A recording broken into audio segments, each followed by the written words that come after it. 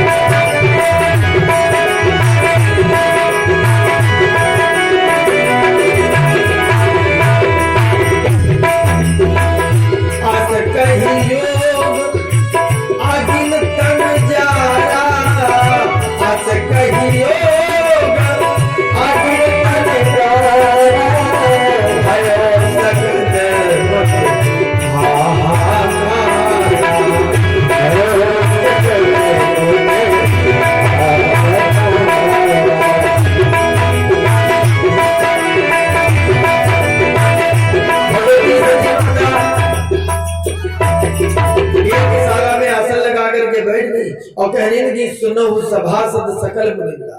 जितने यहाँ सभासद महात्मा लोग उपस्थित हैं, सभी लोग सावधान होकर सुनो। जिसने भगवान शंकर की निंदा की है अथवा श्रवण की, उन सबको भली भांति उसका प्रतिफल भोगना पड़ेगा और पिताजी को तो इसका परिणाम अवश्य भोगना पड़ेगा। क्या कहा,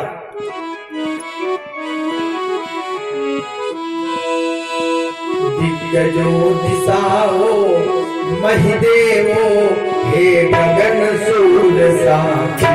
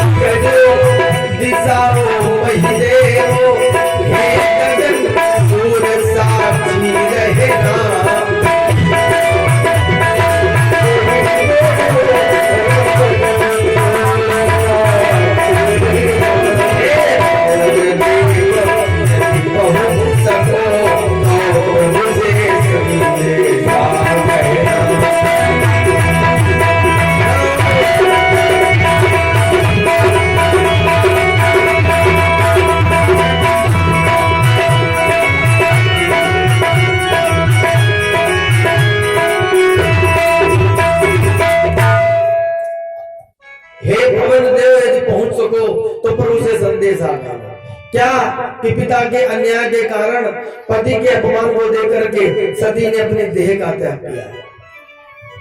जिस समय सती माता का शरीर जल रहा था तो भगवान शंकर के जो गण थे, उन गणों ने यज्ञ की रक्षा करनी चाहिए, लेकिन भृगु महात्मा वहां यज्ञ के आचार्य थे। उन्होंने दक्षिणार्घ आहुति दी और ऋभु नाम के 60,000 देवता उत्पन्न कर दिए। यज्ञ की रक्षा हो गई, रुद्रगण कुछ तो भगे और कुछ रुद्रगणों ने अपना सर काटकर उसे यज्ञ में आहुति दे दी, अपने देह का त्याग कर दिया।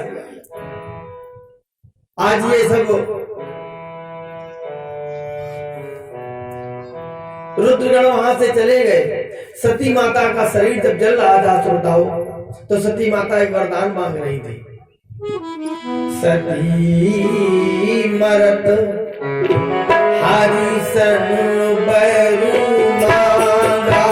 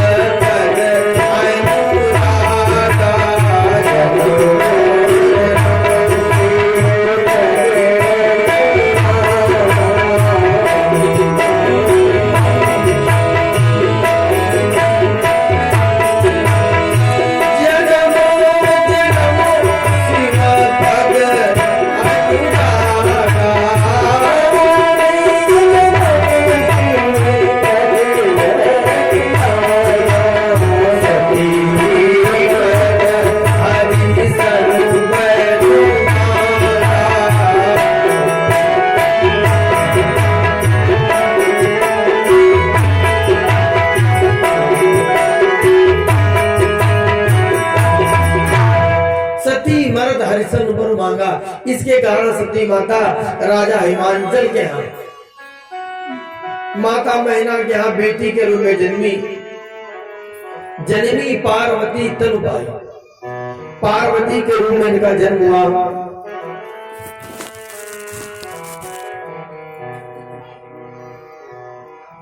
देवर्षि नारद ने इनका नामकरण किया, नाम उमा अंबिका भवानी, उमा अंबिका और भवानी। इनका विवाह किसके साथ होगा? ज्योति जोगी जटिल अकाम नगर अमंगल वेश, किसी योगी के साथ, नग्न रहने वाले के साथ।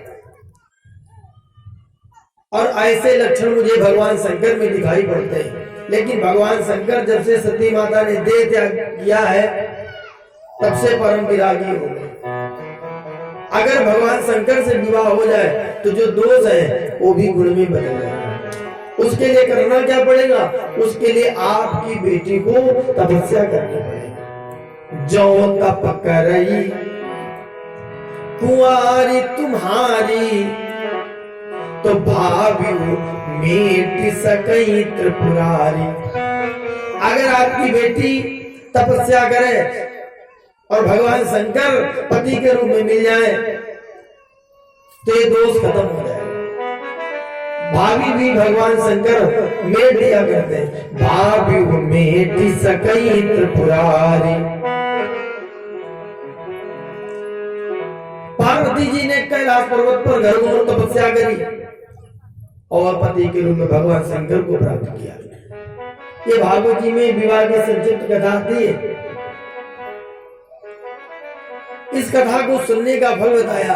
कहते हैं इदम पवित्रम परमीश चेष्टितम यशस्य मायुष्य ममोगगर वर्षण यो नित्यदाकरण नरो नुकीर्तये धुनोत्यघम कौरव भक्ति भावता।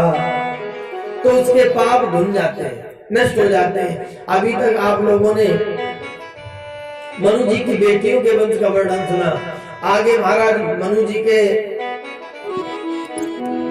दो पुत्र प्रिय व्रतो तान पादौ शत्रुपा पते सुतौ वासुदेवस्य कल्याण रक्षायाम जगता स्थितौ। एक बेटे का नाम प्रियव्रत है और एक पुत्र का नाम उत्तानपाद। उत्तानपाद का तात्पर्य है समाज में जिसकी बहुत बड़ी प्रतिष्ठा है, उच्च स्थान है, वो उत्तान पाद है। और प्रिय व्रत कौन है? प्रिय माने अच्छा, व्रत माने प्रतिज्ञा। जिसने संसार में अच्छा करने की प्रतिज्ञा की है, इसलिए प्रिय व्रत है।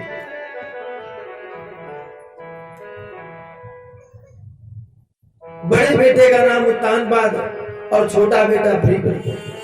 उत्तान पाद महाराज जब बड़े हुए तो इनका विवाह सुनीति के साथ में कर दिया, और जब बहुत समय तक संतान नहीं हुई तो दूसरा विवाह राजा ने सुरुचि से किया। वैसे दो पत्नियां हम आप सबके साथ हैं।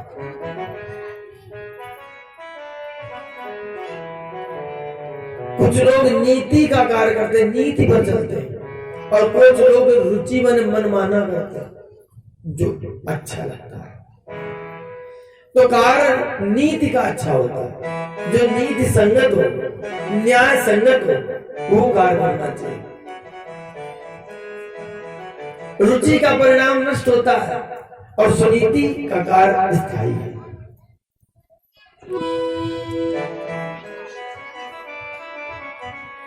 सुष्टुम नीति सुनीति, उस सुंदर नीति पर चल रही है। उस देवी, उस रानी का नाम सुनीति है। तो कहा दूसरा विवाह क्यों किया? श्री शुकाचार्य बोले, राजन से परिचित बहुत समय हो गया गृहस्थी में, कोई संतान नहीं हुई। जिस समय राजा से परीक्षित पिंड दान करते हैं तो इनके पितृ दुखी होते हैं कि इसके बाद मुझे जल कौन देगा, मुझे पिंड कौन देगा पितर पक्ष में। सुनीति पतिव्रता स्त्री है। सुनीति ने देख लिया, सुनीति ने कहा महाराज एक बार प्रार्थना करना चाहते हैं। कहा बोलो।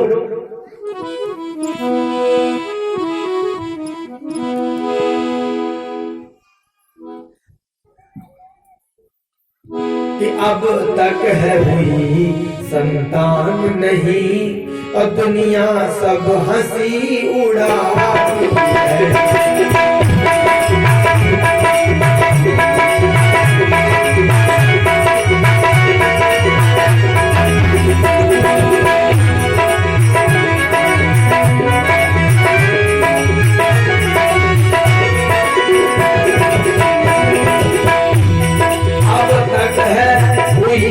संतान नहीं, दुनिया सब हंसी उड़ाती है।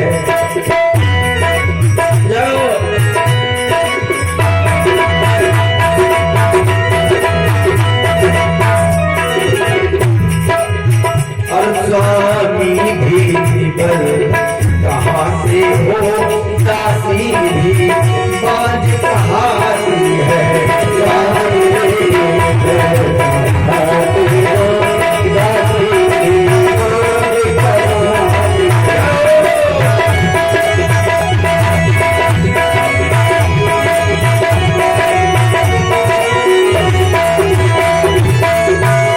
स्वामी भी निबल कहाते हो और दासी भी बांझ कहाती है।